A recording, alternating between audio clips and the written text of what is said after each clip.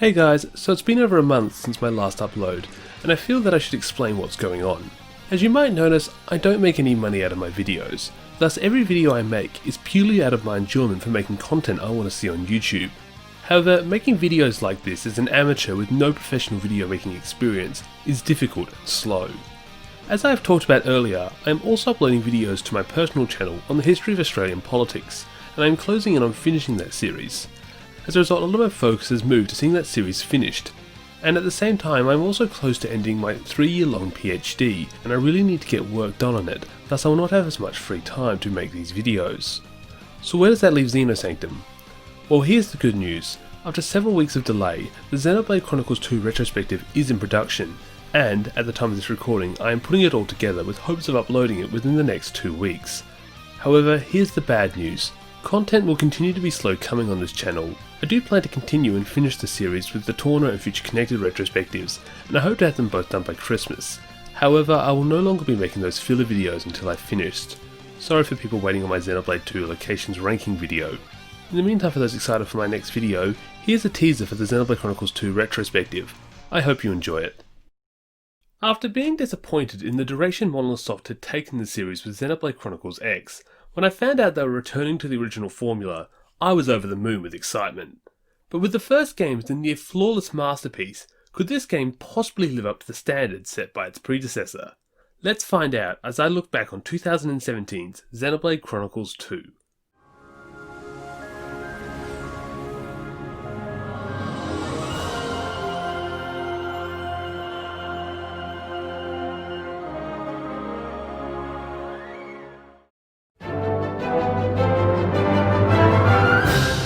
Development for Xenoblade Chronicles 2 actually began in 2014, before Xenoblade Chronicles X was even finished.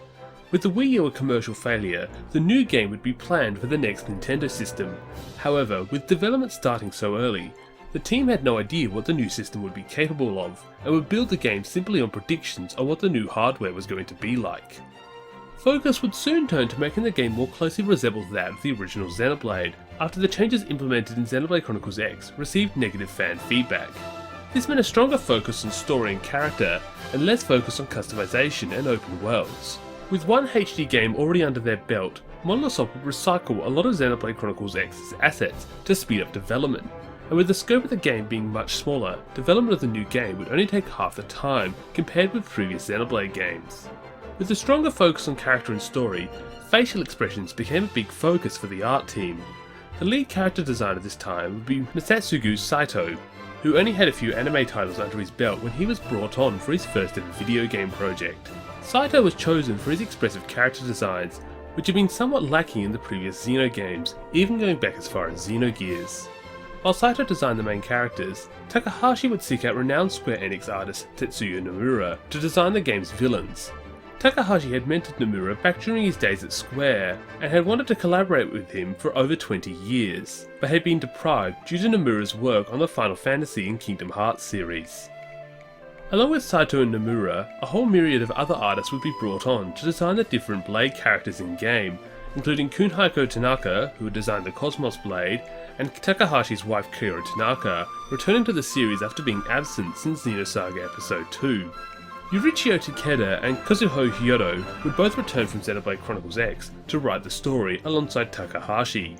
With all three being experienced Xeno writers, the three would quickly develop a script, with Takahashi writing the main plot, while Takeda and Hyodo would flesh out the even and odd chapters respectively.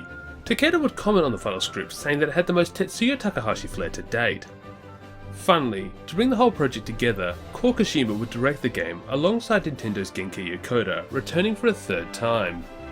In late 2016, the Nintendo Switch would be revealed to the world, to much excitement, and the game would be set to release on the console in its first year on the market.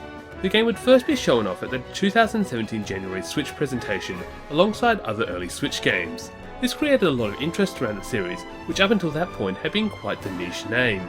This meant that Xenoblade Chronicles 2 would be taking up the role as the main JRPG to define the system's launch, a very prestigious position for a series which only 7 years earlier was on its deathbed.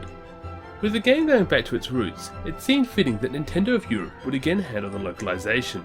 To prevent a repeat of Xenoblade Chronicles X's censorship controversy, Nintendo of Europe would work in tandem with the staff at Monolith Soft to make sure all content was appropriate for the game's teenage rating. As a result of this, the game was localized while in development, and this allowed Xenoblade Chronicles 2 to become the first Xeno game to release worldwide on the 1st of December 2017. The announcement of a new Xenoblade less than 2 years after the last one came as a shock to me and my friends. I can still remember being convinced that they would not make its December release date, after how long the last two games took to make.